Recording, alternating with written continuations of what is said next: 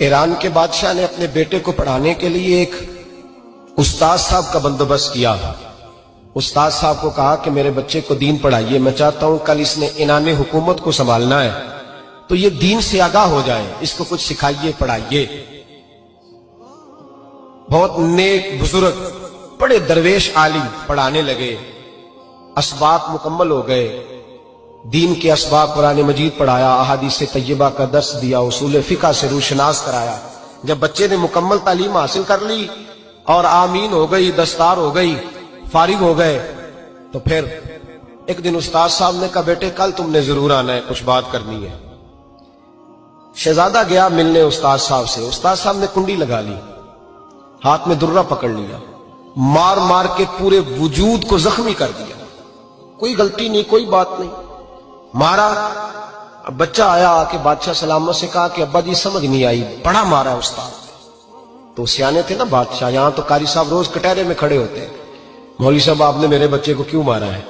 आप 8,000 के मौलवी हैं, मेरा कई करोड़ का बच्चा है, सवेरे बदल लेंगे। खबरदार आपने बच्चे को हाथ लगाया, अपनी हैसियत में रहे माज़अल्लाह।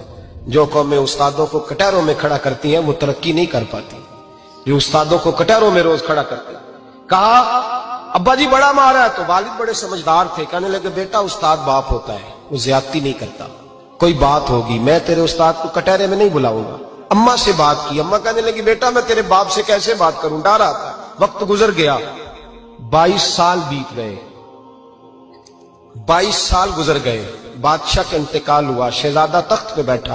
पहला हुक्म ये दिया कि मेरे उस्ताद को बुलाओ, पहला हुक्म। उस्ताद जी बूढ़े हो गए थे, छड़ी के ऊपर टेक लगा के आए और भवें सफेद होके झुक गई थी। यूं आंख खोल के बड़ी मुश्किल से देखा, कहने लगे शहजादे हुक्म हो। कब मैं शहजादा नहीं, अब मैं बादशाह बन गया हूं। उस्ताद जी 22 साल बीत गए, आपने मारा था, पर वो दर्द चूंकि ज्यादती की थी, मेरा कसूर कोई नहीं था, तो ना मेरी रूह से दर्द गया है ना मेरे जिस्म से गया है, मैं बेख्तियार था, पूछ नहीं सकता था, आज बाइख्तियार हुआ हूं। सबसे पहले पहला हुक्म आपको दिया, बुलाया है, बताए क्यों मारा था, क्यों मुझे मारा था, मेरी ज्यादती बताए। तो उस्ताद, बूढ़े उस्ताद की आंखें आंसुओं से भर गईं, कहने लगे बेटे बस आज के दिन के लिए मारा था, ये जो दिन आ गया ना मेरी जिंदगी में, इसलिए मारा था, ये मैं चाहता था मेरी जिंदगी में वक्त है आज के, बस मेरी मुराद पूरी हो गई। कहा साहब किस लिए, मुझे भी समझाए।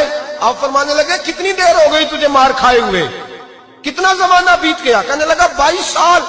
फरमाया जख्म भूले तो नहीं, दर्द खत्म तो नहीं हुई, तुम्हें बात एक मिनट के लिए भी तुम्हारे हाफजे से महव तो नहीं हुई? का उस्ताद जी रोज रात को याद आती, रोज ख्याल आता था।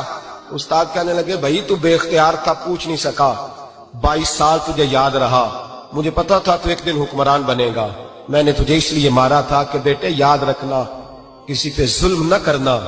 अगर तुझे 22 साल तक याद रहा है तो जिस पर तू जुल्म करेगा उसे भी कयामत तक याद रहेगा।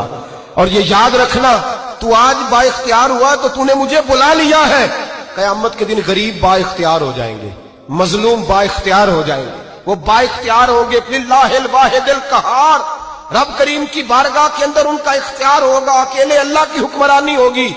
फिर वो बुलाएंगे बड़े बड़े कज कुला, दुनिया में जिनकी पगड़ियां ऊंची थी वो सर झुकाए खड़े होंगे, दुनिया में जो डिक्टेटर बनते थे उनकी पुश्तें लाल होंगी, उनको गद्दार लिखा जाएगा, कयामत तक नहीं भूलेगा।